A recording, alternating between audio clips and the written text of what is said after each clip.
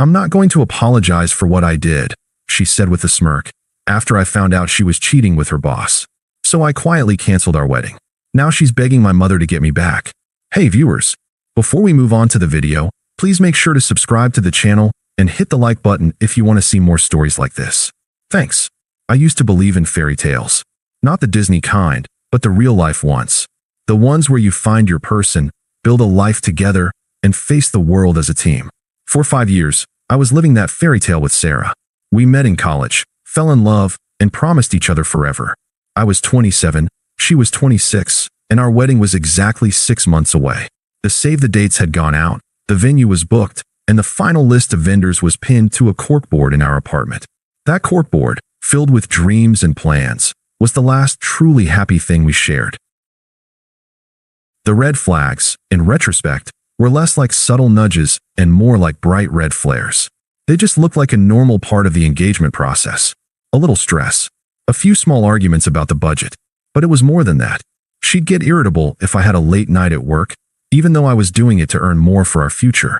She'd spend hours on her phone, laughing at texts I couldn't see, and when I'd ask who it was, she'd just say, "Oh, just friends."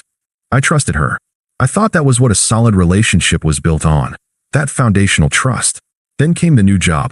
She got a promotion to a new department and started working with this guy, Liam. The first few weeks, all I heard about was how brilliant and ambitious he was. "Alex, you wouldn't believe what Liam's doing with a new marketing campaign," she'd say, her eyes shining in a way they hadn't for me in months. "He's just so driven, you know? Like, he's a real go-getter." A lot of guys our age are just safe. I never really picked up on the subtle insult. I'd just smile and say I was happy for her. I was a supportive, committed partner. A safe one, apparently. The final nail in the coffin was an argument about the honeymoon. We'd always planned on a trip to the Amalfi Coast.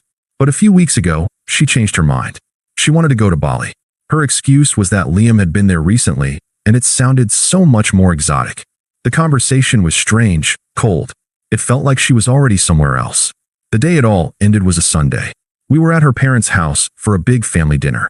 Her uncle, a successful real estate investor, was asking me about my plans for the future.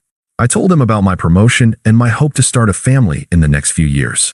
Sarah watched me, her face unreadable. He turned to her and said, "You've got a good one here, Sarah. A real one." That was the trigger. She snapped her head toward him, then toward me, a little smirk playing on her lips. She waited until her mom left the room to get dessert, then turned to me, her voice low but laced with ice. "He's right, Alex. You are a real one. You're safe. You're secure. You have a plan." She leaned in a little closer, her eyes boring into mine. "But I don't want a man who plays it safe. I want someone who takes risks. Someone who can give me more than just a house in the suburbs and a 401k. I felt my blood run cold. "What are you talking about, Sarah?" She let out a short, hollow laugh. "I told you about Liam. We've been seeing each other." The world went silent. I felt like I was hearing her from 1,000 miles away. "What do you mean, seeing each other?" Exactly what it sounds like. It started as a work thing, but we just clicked. "He's ambitious, Alex. He's a hustler. He gets it. He wants to travel the world, live large. He wants more." She paused for a moment, and the smirk on her face grew wider, more confident. "Honestly, I'm not going to apologize for what I did. It was a mistake, but it was a necessary one. It showed me what I was missing. We're on different paths, Alex. You're happy with a normal life, but I need excitement. I need someone who understands ambition. Someone like Liam." I just stared at her, unable to form a coherent thought. She continued, as if I was a spectator to her grand monologue. "Don't make this a scene. It's embarrassing. I thought you'd understand. I mean, we both knew this was never going to work out in the long run. I was always going to need more." She stood up, a smug, satisfied look on her face, and walked toward the kitchen to help her mom with dessert. I sat there, paralyzed, the engagement ring on my fingers suddenly feeling like a dead weight. The chatter of her family in the next room, the smell of apple pie, it all felt surreal. She had just publicly, smugly, and cruelly ripped apart our entire life, and was now going to pretend everything was fine. I couldn't stay. I didn't say a word. I just slowly stood up, my mind a blank slate. I reached for the wedding binder sitting on the side table, took my half out, and placed it on the arm of the couch. Then, with a quiet dignity I didn't know I had, I walked out of the front door, leaving everything, the ring, the plans, the life we'd built, behind me. The walk from her parents' house to my car was the longest I've ever taken. I got in the driver's seat and just sat there for a minute, the car silent, the world outside a blur. I didn't cry. I didn't scream. I just felt a quiet, cold detachment settling over me. The love I'd felt for Sarah, the life we'd planned, all of it just evaporated like morning mist under a harsh sun. It was gone, replaced by a profound emptiness. The next few days were a blur of practicalities. There was no grand, dramatic gesture. I just went about the grim business of dismantling a future. First, I went home and started gathering her things. I boxed up everything that was hers and set them by the front door. The apartment, once filled with our shared life, felt like a hollow museum of a person who no longer existed. Then, I started making the calls. I called the venue, the caterer, the DJ. Then my parents.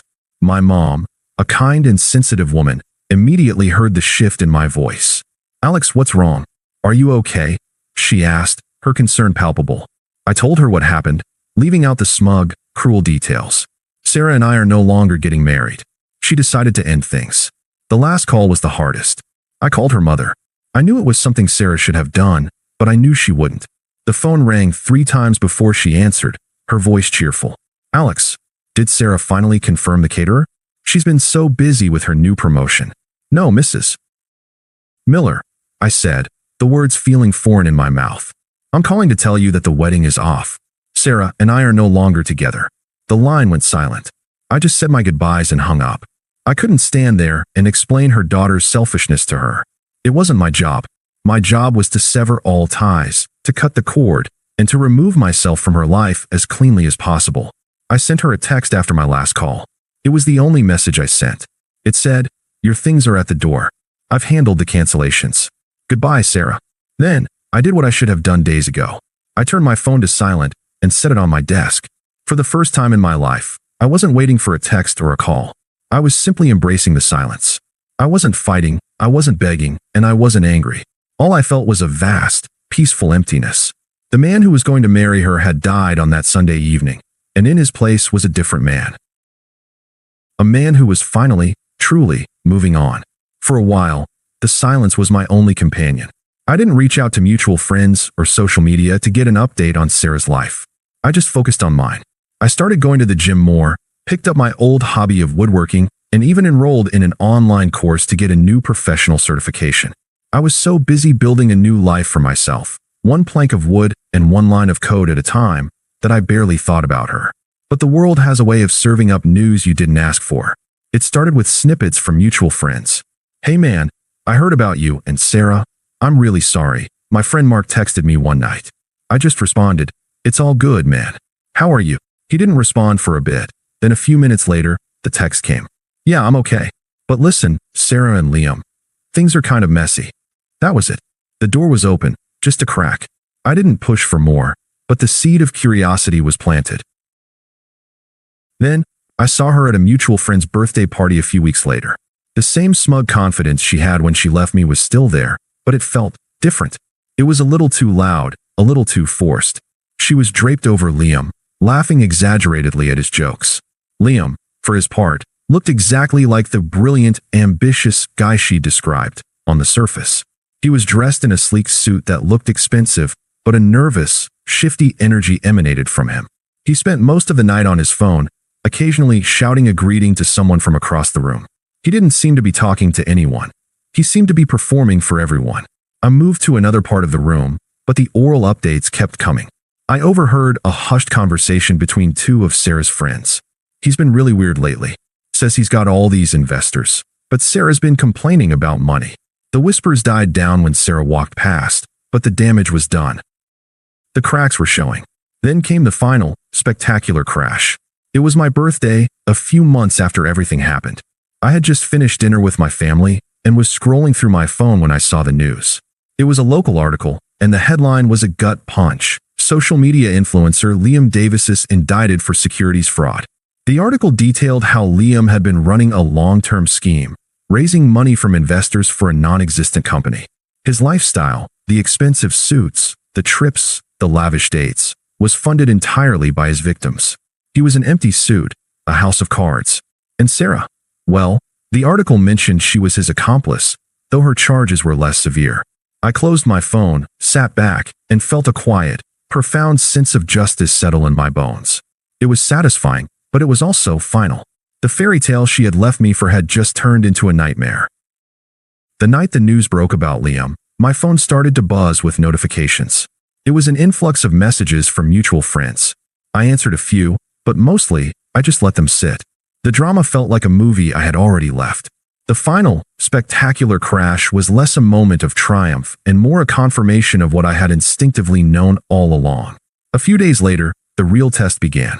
I got a text from a number I didn't recognize. "Hey, I know this is a long shot, but it's Sarah. I know you've probably heard what happened. It's been really hard." I read the message and set my phone down. I didn't feel angry. Just nothing. I didn't block her. I just let the text sit in the void. A few more messages came over the next few days. "I just need someone to talk to. You were always so good at listening. I feel so stupid. I'm so sorry, Alex. About everything." The words were so hollow, so desperate. It wasn't an apology for betraying me. It was a plea for a soft landing. I ignored them all. Then, a few weeks later, the text changed. The subtle pleas gave way to a more aggressive, entitled tone. "Are you just going to ignore me? I'm going through a lot right now. I thought you would at least be a decent person about this. I know you're seeing these. This is really low of you. I just want to talk things through." Still, I did nothing. I let the silence be my response. It was a more powerful tool than any word could ever be. The final, desperate straw came when she crossed the line I had drawn in the sand. She called my mother. My phone rang, and I saw my mom's name. I answered, my voice a little hesitant. "Alex, honey, are you okay? Sarah just called me," she said, her voice a mix of concern and confusion. She was crying, saying she had made a terrible mistake and that she's so alone. She said she needs to talk to you. A cold calm washed over me.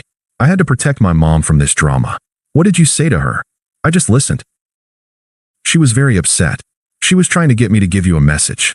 She said she's not the same person, that she's learned her lesson." "Mom, she's trying to use you to get to me," I said, my voice firm and low. "Please don't talk to her again. I'm sorry she put you in this position. From now on, just block her number. Don't answer. I've moved on, and you need to as well. This is her problem, not ours." "Okay, honey. I will. I'm so proud of you for how you're handling this." My mom's praise was the only validation I needed. The last time I saw her was not planned. It was a complete coincidence. I was meeting my new girlfriend, Emily, for dinner at a new restaurant that had just opened up. We were walking in, laughing about something she'd said, when I saw her. Sarah was sitting at a small table near the entrance, eating alone. She looked different. Her eyes were puffy and red, and the smug confidence was gone, replaced by a kind of haggard anxiety. She was scrolling through her phone, not looking up. Emily and I were seated at a table across the room. We ordered drinks, and as I was talking to Emily, I happened to glance over. Sarah was staring directly at me, her eyes wide with recognition. She saw me. She saw me laughing. And she saw Emily, who was smiling at me in a way that spoke volumes. The power dynamic flipped in an instant. Her face went pale as she realized that the man she left for more was now happy with someone who was, in every conceivable way, an upgrade. A few minutes later, she stood up and started walking toward our table. Emily saw her coming and looked at me, her expression questioning.